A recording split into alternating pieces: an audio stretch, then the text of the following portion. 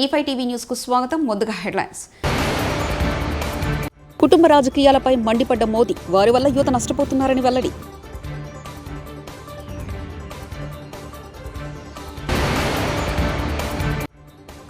ఢిల్లీలో కాంగ్రెస్ పార్టీ గెలిచే పరిస్థితి లేదు, ఎమ్మెల్యే శ్రీ హరీష్ రావు.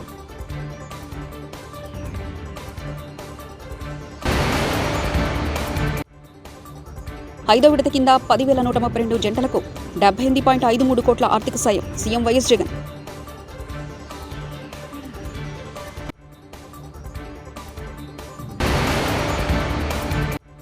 ఎన్ని అడ్డంకులు సృష్టించినా తెలుగుదేశం పార్టీ అడుగులు ముందుకే, నారా భువనేశ్వర్.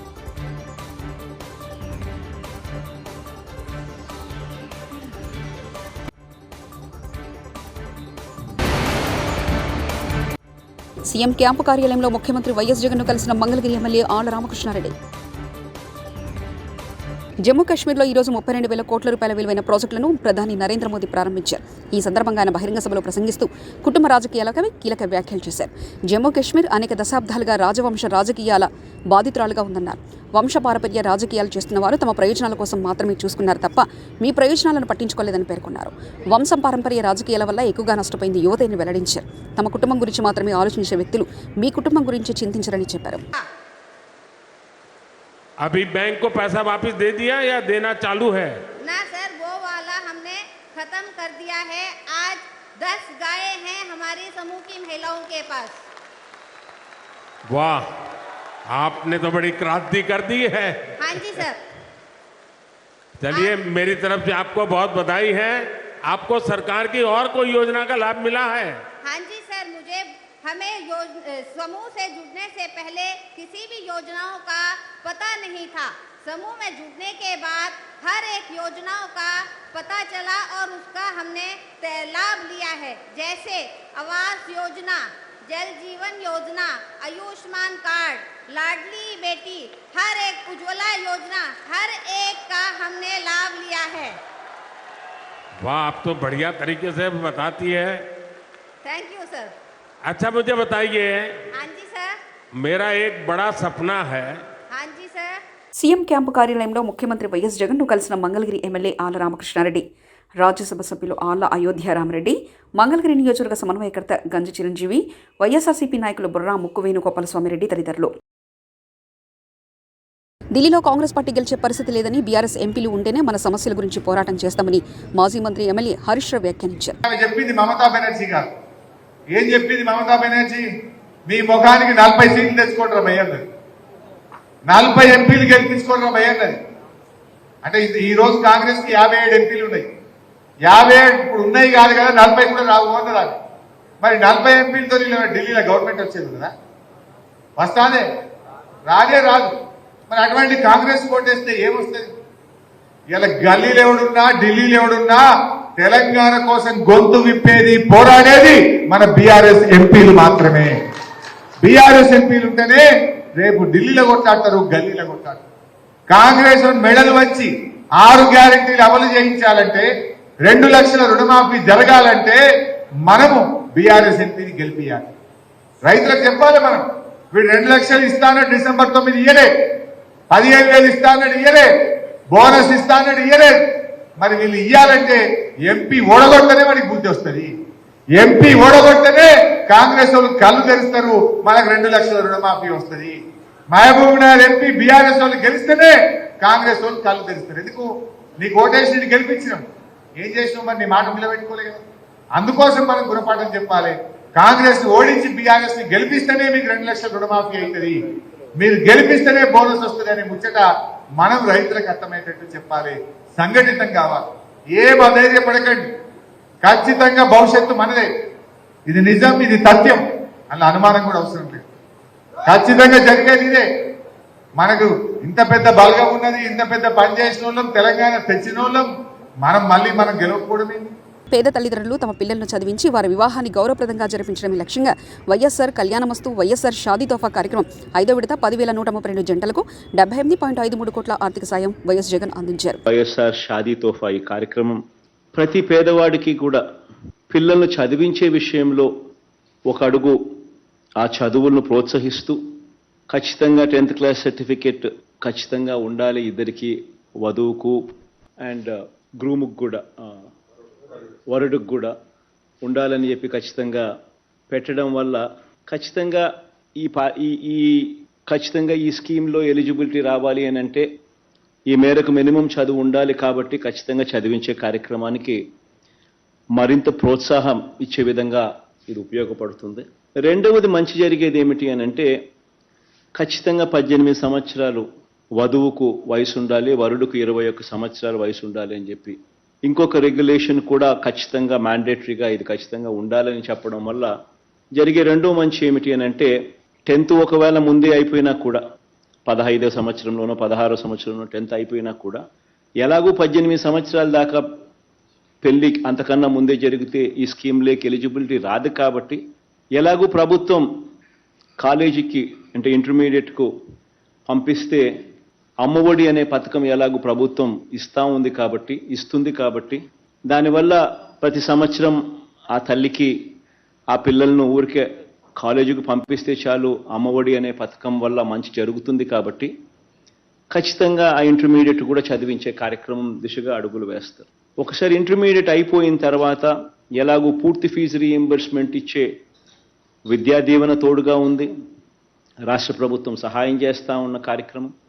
అదే మాదిరిగా విద్యా దీవెనే కాకుండా వసతి దీవెన కూడా పిల్లల్ని బోర్డింగ్ అండ్ లాడ్జింగ్ ఖర్చుల కోసం ఒక్కొక్కరికి డిగ్రీ ఇంజనీరింగ్ ఇటువంటి కోర్సులు చదువుతూ ఉన్న వాళ్ళకి 20,000 దాకా ఆ విద్యా సంవత్సరంలో ప్రతి ఏప్రిల్లో కూడా ఇస్తూ విద్యా సంవత్సరం మొదట్లోనూ విద్యా సంవత్సరం చివరిలోనూ ప్రతి ఏప్రిల్లోనూ ఇస్తూ ఈ రెండు స్కీములు కూడా ఎలాగూ ఉన్నాయి కాబట్టి చదువులను ప్రోత్సహిస్తూ ప్రతి పాప ప్రతి పిల్లాడు కూడా గ్రాడ్యుయేట్స్ అయ్యే విధంగా అడుగులు వేయించగలుగుతా ఉన్నాం. వైఎస్ఆర్ కళ్యాణమస్తు వైఎస్ఆర్ షాదీ తోఫా పథకం కింద గతం కంటే ఎక్కువ సాయం పథకం తీసేశారంటూ దుష్ప్రచారం చేస్తున్న ప్రతిపక్షాలకు ఇది చెంపపెట్టని మంత్రి మెరుగు నాగార్జున వ్యాఖ్యానించారు.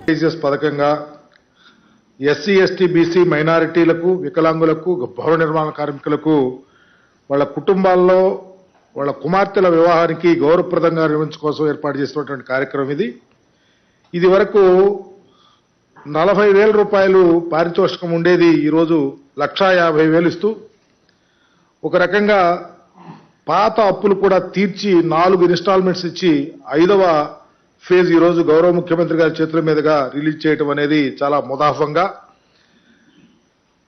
ఈ కార్యక్రమం ఒక ప్రక్క రాష్ట్రంలో ఇంత ప్రెస్టేజియస్గా జరుగుతూ ఉంటే ఇప్పటికీ కూడా ప్రతిపక్షాలు కళ్ళు లేని కబోజుల్లాగా కళ్యాణమస్తు తీసేశారని చెప్పుకునే వారికి చెంపపెట్టే విధంగా 5వ ఫేజ్ రిలీజ్ చేయటం అనేది చాలా అదృష్టంగా భావిస్తూ దీనివల్ల ఈ రాష్ట్రంలో ఉన్నటువంటి పేద ప్రజల యొక్క కుటుంబాల కుమార్తెల వివాహం ధైర్యంగా చేసుకోవటానికి ముఖ్యమంత్రి గారు చేసుకున్న మహోన్నత కార్యక్రమం భావిస్తూ ఒక విషయం, ఈ మధ్య బెంగళూరులో దక్షిణాది రాష్ట్రాల సమావేశం జరిగింది సోషల్ జస్టిస్ మీద.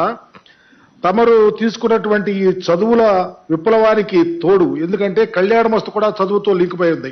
10వ తరగతి పాస్ అయినటువంటి ఆ బ్రైడ్ గ్రూమ్ కానీ బ్రైడ్ కానీ వాళ్ళకి హోదా కల్పించి వాళ్ళని ఎలిజిబిలిటీ చేసిన తీరులో చాలా చదువుని ఇంపార్టెన్స్ ఇచ్చినటువంటి విషయాన్ని కూడా పొందుపరుస్తూ ఈ దక్షిణాది రాష్ట్రాల్లో జరిగినటువంటి సమావేశంలో అన్ని రాష్ట్రాల కన్నా మిన్నగా ఆంధ్రప్రదేశ్లో నిరక్షరాస్యత తగ్గింది అని చెప్పడానికి చాలా గర్వించే విధంగా ప్రతి ఒక్క రాష్ట్రం వాళ్ళు మన రాష్ట్రాన్ని పోయిన తీరు చూస్తూ ఉంటే మీరు చేస్తున్నటువంటి ఈ గొప్ప విప్లవం అమ్మఒడి కానీ విద్యా దీవెన కానీ వసతి దీవెన కానీ లేకపోతే ఈరోజు కళ్యాణమస్తులో వాళ్ళకి ఎలిజిబిలిటీ మరి ప్రయారిటీ ఇవ్వటం కానీ ఈరోజు సామాజిక విప్లవానికి తెరదీసినటువంటి ముఖ్యమంత్రిగా ఈ రాష్ట్రంలో ఉన్న ప్రజానీకం గమనించాలని మీ ద్వారా కోరుకుంటూ ఎవరిని అడ్డంకులు సృష్టించినా తెలుగుదేశం పార్టీ అడుగులు ఎప్పుడు ముందుకే కానీ వెనకడుగు వేయమని తెలుగుదేశం పార్టీ అధినేత చంద్రబాబు సతీమణి నారా భువనేశ్వరి అన్నారు. చిత్తూరు జిల్లా కుప్పంలో పర్యటించిన ఆమె గూడిపల్లి మండలంలో అన్నా క్యాంటీన్ను ప్రారంభించి స్వయంగా భోజనం వడ్డించారు. ఈ సందర్భంగా ఆమె కార్యకర్తలను ఉద్దేశించి ప్రసంగించారు.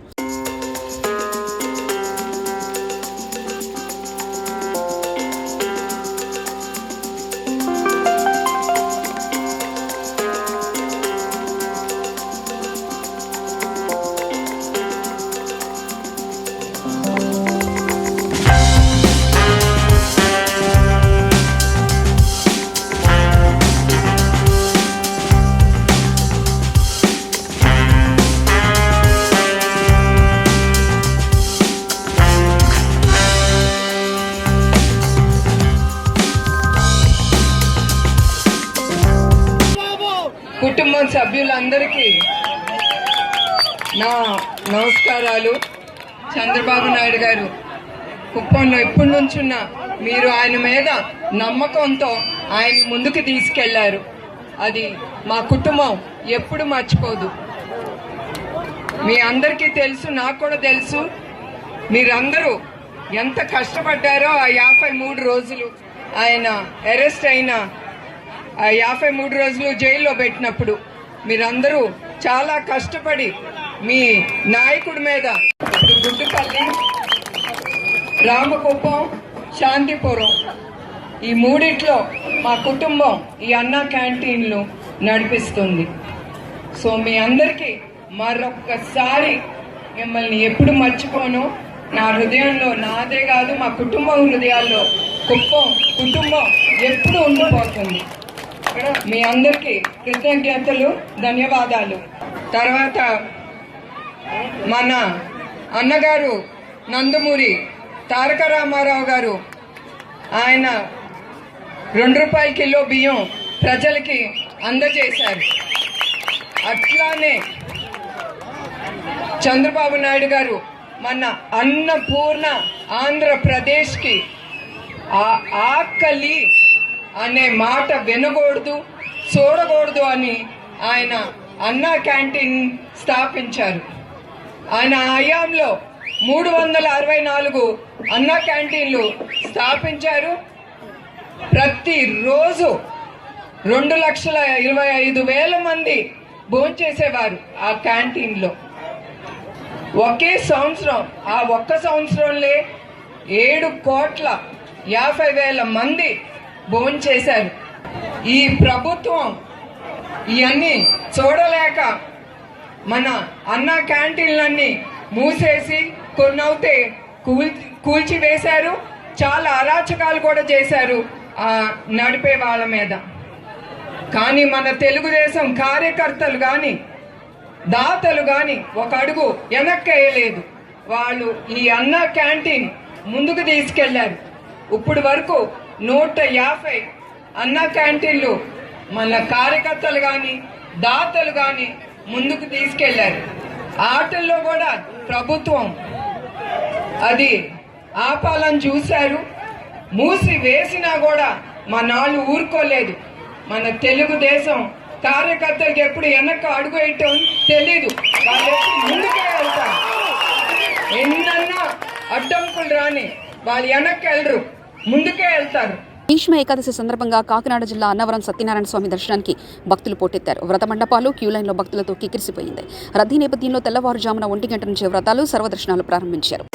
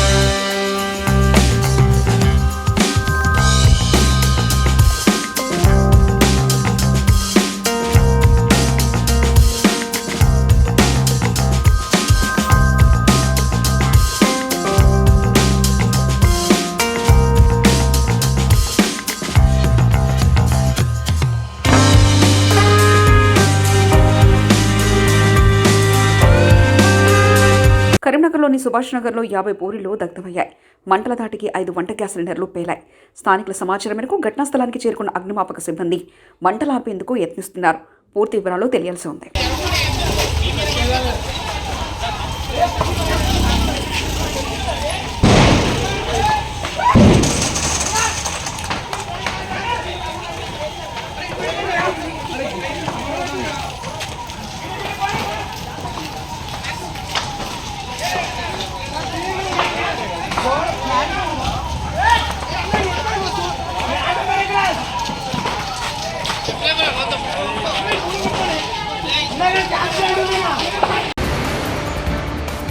కుటుంబ రాజకీయాలపై మండిపడ్డ మోదీ వారి వల్ల యువత నష్టపోతున్నారని వెల్లడి.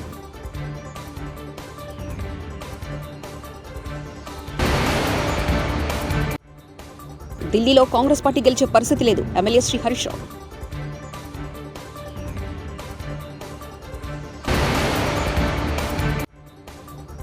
ఐదో విడత కింద 10,132 జంటలకు 78.53 కోట్ల ఆర్థిక సాయం. CM YS Jagan.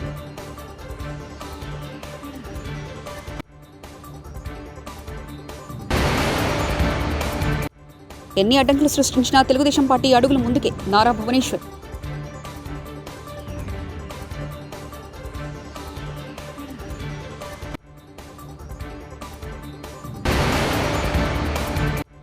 CM camp కార్యాలయంలో ముఖ్యమంత్రి వైఎస్ జగన్ను కలిసిన మంగళగిరి ఎమ్మెల్యే ఆళ్ల రామకృష్ణారెడ్డి. ఇవి బులెటిన్ విశేషాలు. చూస్తూనే ఉండండి E5 టీవీ న్యూస్.